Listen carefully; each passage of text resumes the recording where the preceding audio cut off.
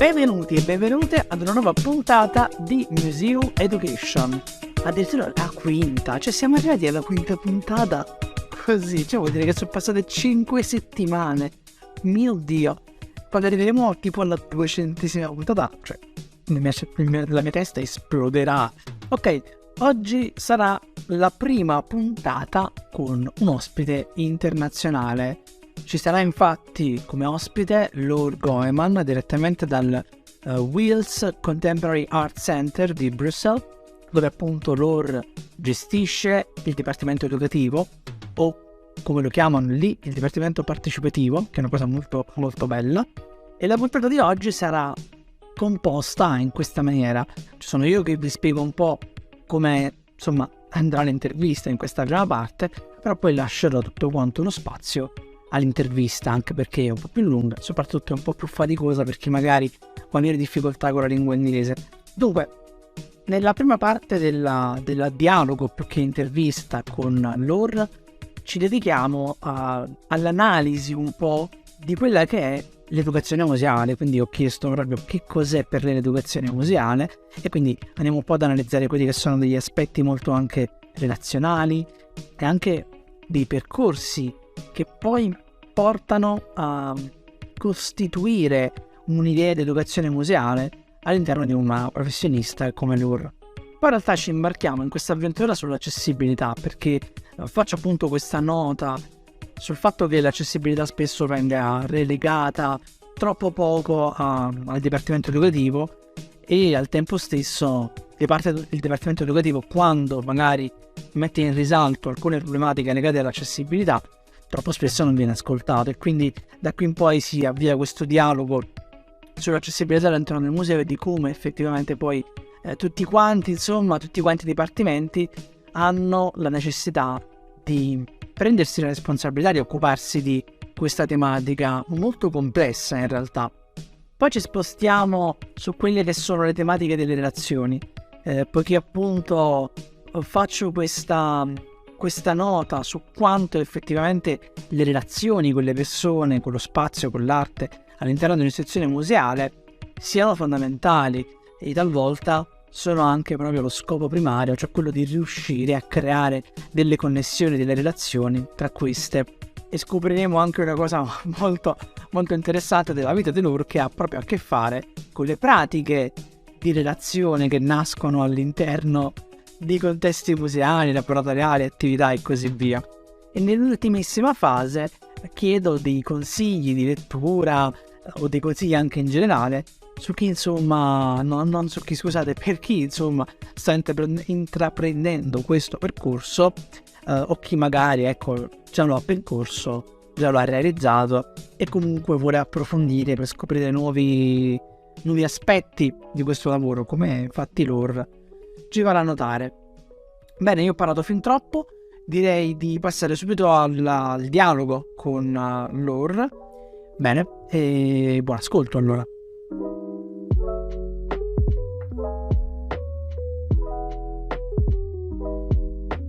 Okay, trust you. Trust me. And so we have today here Laure Goeman from Brussels. Hi, Laure. Hello, Alberto. Laure, for my first question, of course, it's a very normal question, maybe lame, you will say, but I mean, who is Laure? Who are you and what you do? Okay, so I'm Laure. I am 40 years old and I work as a museum worker, practitioner, however you can call it, as many names you could use, since I was a student in philosophy. So I started when I was 19 years old to give some workshops in a film museum. And then I moved over to guided tours, fine art museum, and arts in general, like also contemporary arts. I did a little moment in a history museum, but then I came back to arts to recover a certain freedom of doing and of talking. And since then, well, actually it has been now 21 years I'm working with different publics in different institutions, and nowadays I am coordinating the education, or we call it participation in Wiels, which is a contemporary art center. So not really a museum with conservation and an archive, but a living place with residentships and a very full program of exhibition and of events. Okay, thank you, Laure. See you later next time. No, I'm joking. It was very, very short. Cool. I'm going back to my computer. You can't wait to go back to your computer. No, I can't wait. I just love it. Okay, no, I wanted to ask you, because this podcast is called Museum Education. So, of course, I'm trying to talk about the museum education because I think it's a very complex things.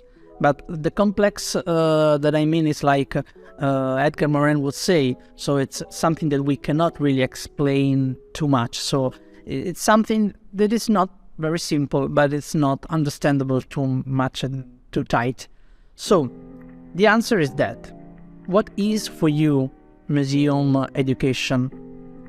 Okay, interesting.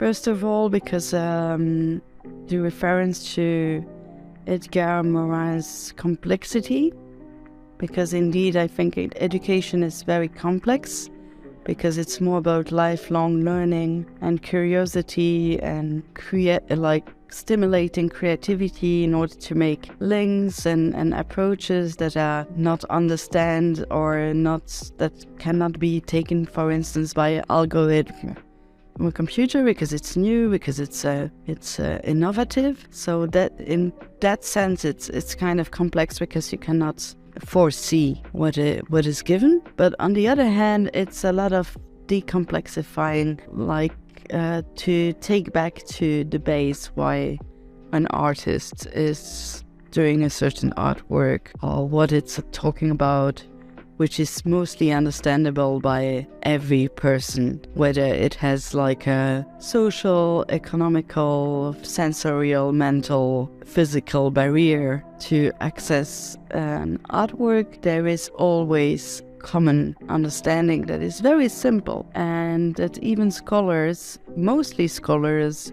even art curators, like institution directors, and sometimes I would even say the artists themselves, tend to forget what the essence is of their work and to put it back into the existence as something that can be shared by many people and of very different backgrounds, ages, etc. So, to me, museum education is not just education.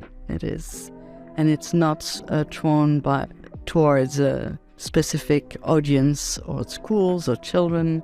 On the contrary, it's putting like a artwork and an institution into question in practice, not only theory, not in a theoretical way. Yeah. Of course, and.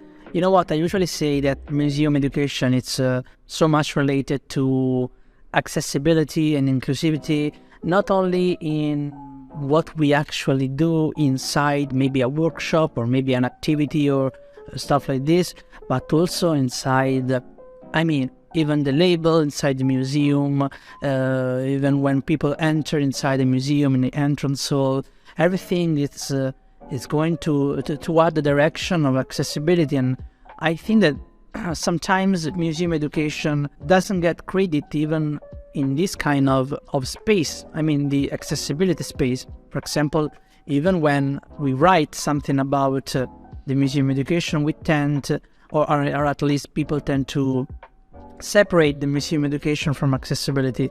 But what do you think about this connection between the accessibility? Because you told before that we should try to create something that can link people aside from everything, because that's what accessibility is, no? Accessibility should be the ability to use space, to enter a space, to leave the space in, I don't want to say the same way, but within the same reaching level for every person, with every different aspect of them. It's a hard question, I know. Well, it's many questions in one. The first one, which is the most obvious one, which you will find in every interview, I think, is whether it is the responsibility of an educational department or something considered as such. Because here in Wales we talk about participation departments, where we are, with participation we mean that we are really publics in plural, or individual focused. Like, this is the center of our work. It is not specifically object centered, artwork centered, but we decentralize the focus to people. And then I would add to this that I always say there are no handicapped people, or there are no people that are disabled in any way, but there are only disabling surroundings and institutions. And in that sense, it is a very shared and common responsibility, that is accessibility. It is something that is not, that cannot be the only responsibility of an education department. The same is true for sustainability in a museum, because it is not enough to say, well, take the remains and the garbage from an exhibition and make something like a workshop with it. That's not what sustainability is about. It's maybe more easy to understand than accessibility, which has a very large variability and possibilities to think of. But in my daily work, I would say that it is very important not to stigmatize, not to tokenize the people we are focusing on. And in that perspective, when we make a program, we don't make it for this or that type of people, but we'd rather see how it can connect people that don't get connected outside of the institution, which is an understanding and a methodology that is not yet fully understood, because we are still evolving in institutional and museumal patterns who understand education, mediation, however you call it, of museums as something that try to be satisfying to certain personas, to certain profiles, and to do profiling. But to me, profiling is typically something you would have in selling institutions. But we don't sell anything. We try to have a kind of think tank and a meeting place. Now, of course, you have to live together with different paradigm or ways of thinking of colleagues also. Maybe communication-wise, the question is to sell the exhibitions and to make numbers. So it's all a question of how you share the tensions and the responsibilities between people and how you communicate about them. But I don't think it's a question of not being listened to and not being respected as it would be something that is the responsibility of education, because to me it's not only the responsibility of education. And secondly, it doesn't solve the very down-to-earth questions of, for instance, the labels and everything you said before, but also seating places, whether there is or not foldable chairs available and things like that, which could be totally under the responsibility of the registers or the curatorial team or even direction. So it's a shared responsibility. So yes, it is. It's for sure is, but that makes it easy to avoid the questions. And I think it's nice to work in an environment where you have temporary events, exhibitions, because then you can always re-put the question on the table on each new event, new exhibition. If you evaluate in a historical museum or something with long-term exhibitions, it gets more difficult, of course, because then everyone's focused on the discourse and internal content questions, it's very content based institutions, and maybe less on the comfort and the shape, the form where the content comes. that's a never-ending story. We'll always have some changes, and it's evolving with time, and we learn. I think accessibility is something we have to accept, that we fail. Well, we don't fail, we learn. Yeah, in fact, failing, it's for me, it's like an opportunity, not like something that we should be ashamed. And that's why we should try different things and try out and make space for experiments. Also, like in the responsibilities, like decide, well, for that period or for that event, the accessibility responsibility lies with this person, and how it's he or she going to deal with it, and try, because I don't think we have we don't have the solutions. We're all different from each other, so it would be a dream to be open and inclusive to everyone, but it's not bad to reckon that we are not, and to work on being just a bit more. And yeah.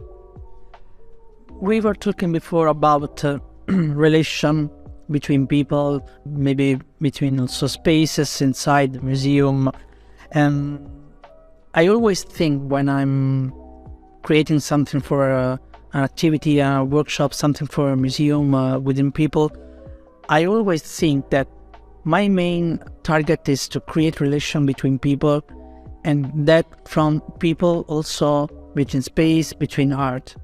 But I always think that when I have the relation between maybe people that don't know each other, it's already like the best thing that we can achieve, also because we should be people-centered. So when people create relation, connection between each other inside a place that where maybe they thought it was just foresee something, or I don't know, have some kind of answer, because a lot of people enter a museum with the idea that they will have the answers, but maybe we try to give more question than answer, and try to find a common answer together, no? So what do you think about this kind of the output of having the relation between people can be like one of the main target? From that, like a tree branch, it can become more other things.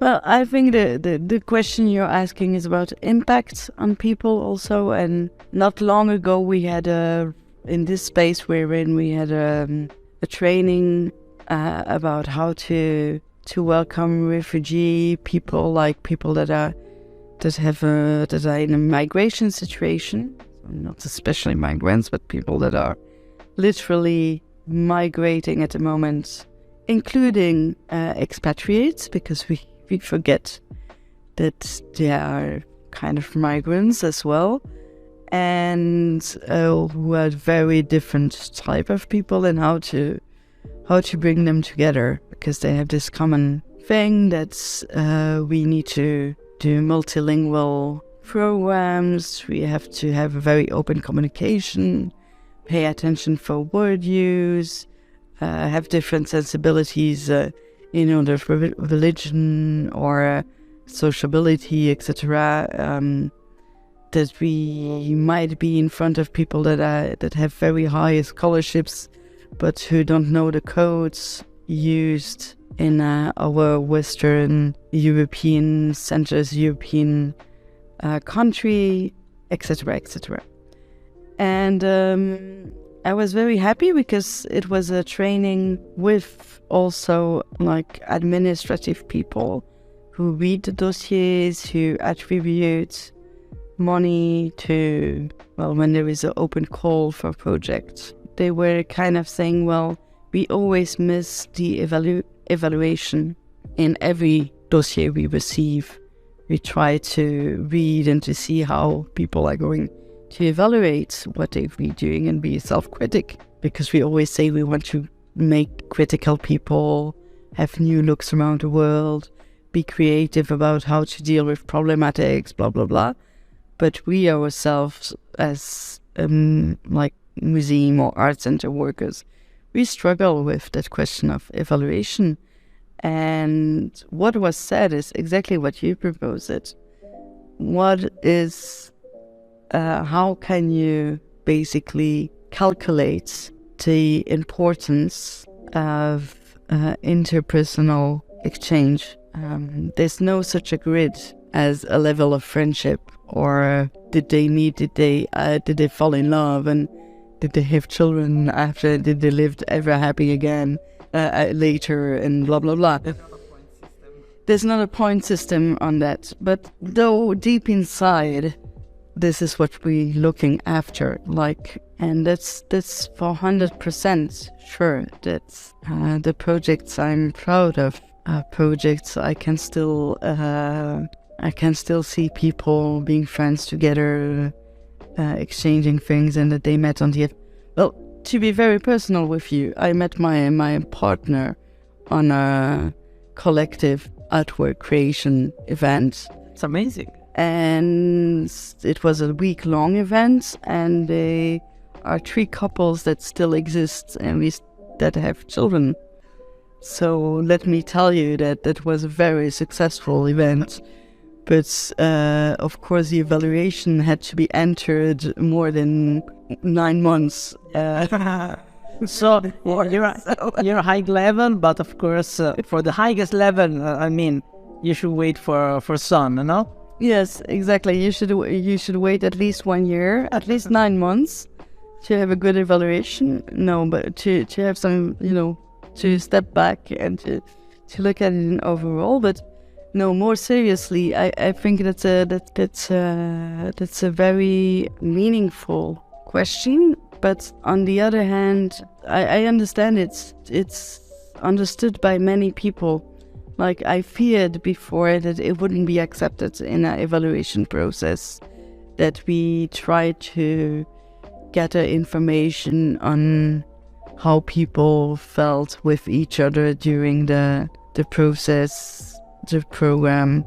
And because those are very personal questions, you don't go and ask people, so, did you do anything else together? Did you have a chat, or did you went to the cafe, talk, or will you meet again afterwards?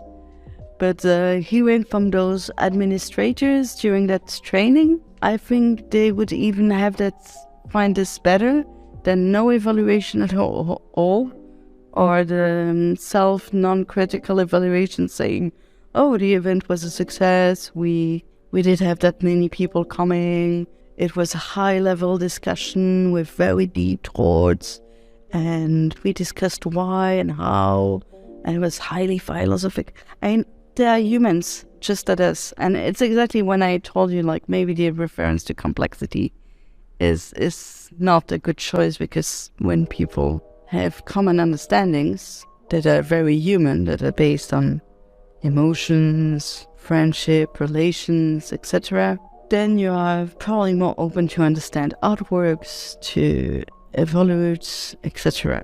So, well. But I also think that maybe even art itself, as a major topic, it's something that it's much more social, like museum, than what we think, what we usually think. Well, of course, it's social, and it's a public space. It's a public space where you can discover new things, and especially in a digitalized world, where information is everywhere. And we just talked about this before this recorded interview. I said, well, in post-industrialized world, information was power, but nowadays information is everywhere.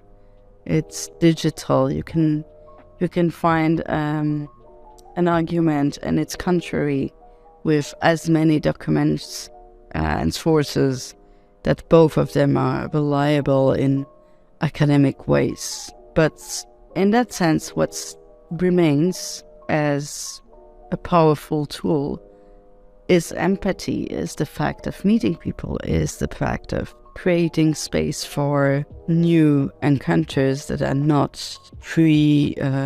thought of, or that are not in an algorithm. And public space in general is very good for that, but public space with surprising elements, like the objects that are in the museum, like the artworks, which creates stimulations of discussions and like a bridge, like something that is not foreseen by none of the present people. I mean, if you go to a public space like a bakery or a park, you know what to expect there. Usually, especially in contemporary art museums, but in any museum, you don't always find what you expect there to be.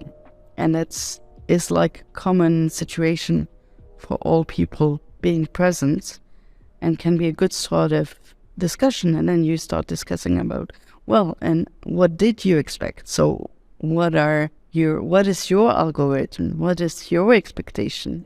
And you're getting out of this. But yes, it's a laboratory. It's a conceptual laboratory, and it's in that sense it's a very nice place to create like exchanges of people and countries. Laure, just one more last question. I often get asked so many times on Instagram, how do you start? What can I do? Stuff like this. I'm trying to create a shared bibliography, or even some tips from people that works inside the educational department museum.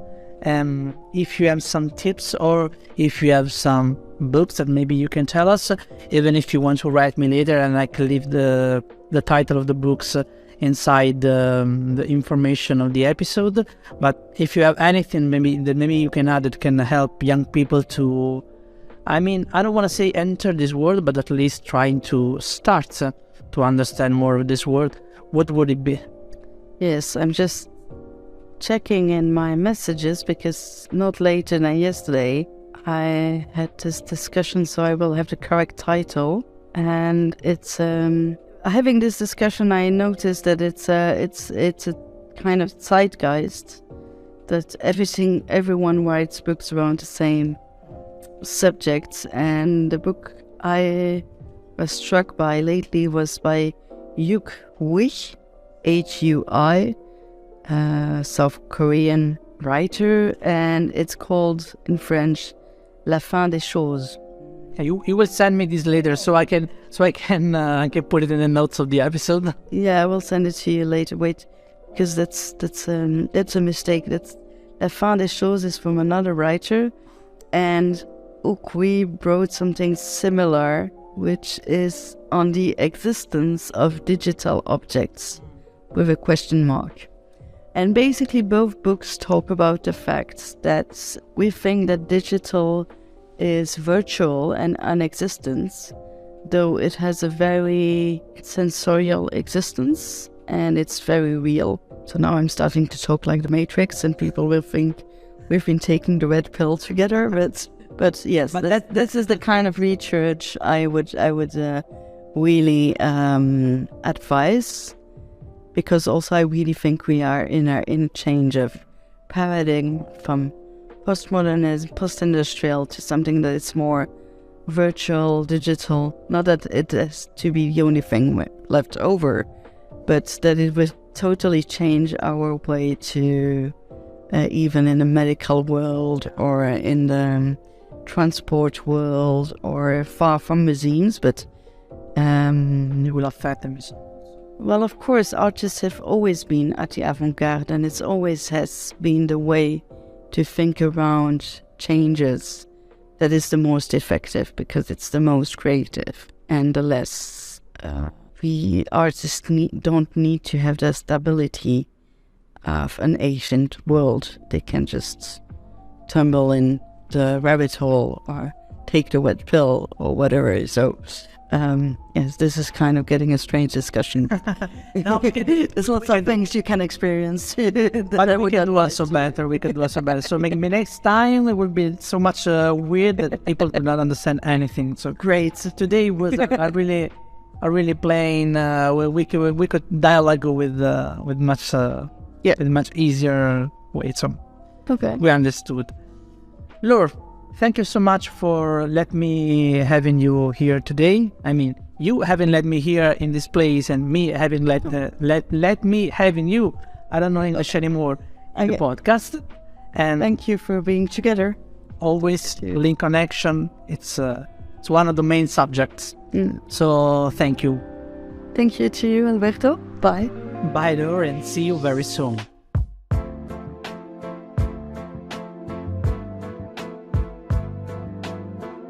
Ed eccoci giunti alla fine di questo episodio. Allora, chiaramente questo è un pezzettino che stai registrando in un secondo momento, perché chiaramente non sono più davanti a Laure, ma penso sia stata una puntata estremamente interessante, perché loro non soltanto è una professionista da un sacco di tempo, molto più tempo di me, ma vive in un contesto molto molto diverso rispetto a quello italiano, soprattutto a quello napoletano, dove mi sono formato essenzialmente lavoro ultimamente, e dunque anche la visione che ha su questo lavoro, sulle persone, insomma, tutto il contesto naturalmente crea delle situazioni molto diverse rispetto a quelle italiane a cui siamo abituati, e quindi è molto interessante avere uno scambio non soltanto dal punto di vista professionale, ma anche dal punto di vista culturale, sociale, su quelle che possono essere delle pratiche e delle teorie da mettere appunto, no, in pratica. Bene, io come al solito vi invito a seguirmi su Instagram, @tellurio_ritrovato. Vi invito chiaramente a condividere questo episodio, perché vi ricordo che è un prodotto, è un servizio che insomma completamente gratuito, e in realtà richiede tantissimo tempo, non soltanto nella ricerca, nella registrazione, ma anche nel montaggio, quindi è sicuramente molto molto piacevole riuscire poi a raggiungere tante persone, anche perché penso possa essere utile per davvero tante persone. Lascerò come sempre nella descrizione dell'episodio tutti quanti i riferimenti che sono emersi durante la puntata, quindi come sempre buona domenica, divertitevi, mangiate tanto perché si mangia bene la domenica, che bello, e ci vediamo domenica prossima alle 12, mi raccomando, non mancate. Ciao!